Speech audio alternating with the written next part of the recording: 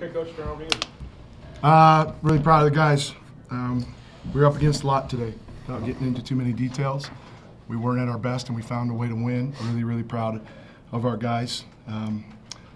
That team we just beat is starting to put some things together. We knew that going in.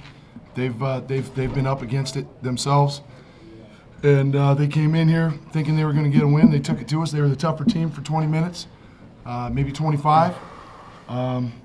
But our guys really responded down the stretch, and wasn't pretty. But this team's starting to build some stuff that we've been lacking, and I'm really proud of them. Questions? Did you like the minutes you got out of Ben? Yeah, it was key. The big thing with Ben is he's missed so much time. You know, he's still not sure all of our stuff offensively, defensively. You know, we don't want to put him in a position to fail. But you guys saw the start of that second half. We couldn't get a rebound to save our lives. We know that's one thing he can do when he's locked in and focused, and he did that for us. And made two big free throws when it seems like we couldn't hit our butts with either hand from the free throw stripe, and gave us some good defensive stands as well. So I was really proud of him, and now it's on him just to continue to stay focused and get comfortable and familiar with our stuff so that he's another option, and that will help with our depth. What did you learn about your team as they kind of battled back from that first half? Well, we know that maturity and toughness have been some things we've been lacking, and I thought that we put that on display. And we were challenging in every timeout, you know, and guys responded. And so I think we're starting to show a little bit of toughness, and now we've got to get it to be a consistent deal where it's day after day after day. Trace, what was it that you point to that really got you guys over the hump there in the last couple minutes?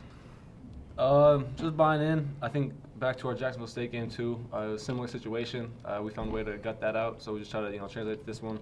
But like Coach said, at halftime we were in a fog. We were thinking about the wrong things, and it just came down to if we wanted to win or not. And so we had to just think past what we were doing and just focus on better play. And I mean, 1 through 14 all had a bigger impact on the second half. And Coach, your team got a couple of big offensive boards there late in the game. You can just talk about how much that meant to the game, especially at that point right there. Yeah, it was key when they were trying to make a comeback. I think of the one Stevie got off the missed free throw. Drew got one, and they were the aggressor, and we challenged our guys in the timeouts. We couldn't get a rebound, but we were trying to search, and I think bringing one of the coaches says let's try Ben. We threw him out there and give him credit. He hasn't played for a long time, and his physicality helped. But what really I thought we haven't done a lot is we were going our 32 back to 12 and then going man to man. You guys have watched us. We haven't done that. We practiced it a couple of times, and I think that really slowed their momentum down. It's what caught us back up on the glass because we were staying in zone and our guys weren't boxing out and rebounding out of it. So we made that adjustment and went man to man once we got into the shot clock, and then it was easier. You had your guy right next to you, to box out. So I was really proud of the guys' effort defensively in that situation, and that's something that we know is always a weapon and a tool for us, and it was tonight. In the first half, you went on a 12-0 run, and then really struggled offensively. What happened during that stretch? We worked against their 1-3-1 and their 1-2-2 because they've been showing all of those. We were on our heels. I mean, we had our playmakers getting rid of the ball before there was even a trap. And so we challenged our guys at halftime to pin their ears back. Let's get aggressive. And so we handled that pressure. We got some drives. We got to the free throw line. We got in the bonus. They did as well. And that's what kind of, after that funk, the last, I don't know what it was, 12 minutes of the first half, that's what got us going a little bit in the second half. Can you talk a little bit about Goodwin on their side? I think he had 15 of his. Thick, strong, young point guard. He made some plays for him. When he gets downhill, we got to keep him in front, first of all. We let him get an angle on us, and he gets in that paint. He's a good finisher. So, good, young-looking prospect. We know their wings are big physical guys. I thought all in all, holding that team to 60 points. I know they're not averaging a ton, but through 4 for 15, I just thought our defensive effort, especially the second half, was the key for us, obviously. And our guys showed some grit. We challenged some guys. We got after some guys, and and they responded. And I'm telling you, I'm not an excuse maker. We were not anything close to 100% tonight, and that's all I'm going to say about it. And our guys found a way to really grit one out. Can you talk about the atmosphere, the game being here and the It's crowd? awesome. It's awesome, especially the second half. Once we gave Beaver Nation a reason to cheer. You know, it wasn't that way for a lot of minutes, and can't blame them. But then our guys, you know, our fans love grit. They love toughness. They love fight. They love smart play. And when our guys started to do those things, that's when the crowd came alive and really, I thought, helped us close that game out on both ends. Ethan and Trace, you were both on the floor for the 2 big offensive rebounds by Stevie and Drew, I believe.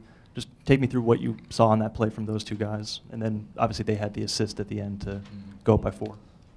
I think it showed a lot of hustle from both of them. Steven, when he got the off my missed free throw, they both were smart, didn't try to force it back up. They kicked it back out, and we ran some clock. And then, like you said, we were able to get the nice play to Drew for the finish.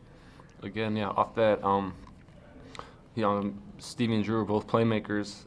We know Stevie's made plays at the end of games ever since he was a freshman, and so, you know, nothing new, but also obviously a big-time play. And then, like, again, Ethan said, we weren't trying to rush shots. We had a couple open looks, but we wanted to run clock off, you know, and wait for the better one at the end. I think that shows our maturity. Last year, years past, even this year in a couple of losses, I think we forced those up. And then, you know, it goes to a miss and, you know, break away for the other team. So I think we're learning our lessons, and we're just going to try to keep doing that going forward. When I saw G had a bag of ice on his ankle. Too early to tell. Too early to tell. I talked with our medical staff briefly on the way into the locker room. When we get back, we'll take a good look at it tomorrow or Monday. But, you know, he was coming into the locker room on crutches, so we'll see. Wayne, the game was very physical. Do you guys expect kind of St. Louis to bring that physical edge right away? And how do you think your team kind of responded to that physicalness? No, yeah, we knew it was going to be a physical game. We told them, that our guys, that they were going to come out, try to intimidate us with their physicality. And I think because of the circumstances, they obviously did that in the first half. But we circled things up at halftime and challenged our guys. You know, you want to be the guy, let's go out there and be the guy. Let's not talk about it. Let's go out there and stand toe-to-toe and impose our will. And we talk about it an awful lot, but you know, we don't always bring it. And it seems like it's a tale of 2 halves right now for us that we've got to correct as we get closer to conference play. And we're going to continue to grind and stay on these guys because I know they're capable. We got to continue to work on the buy-in.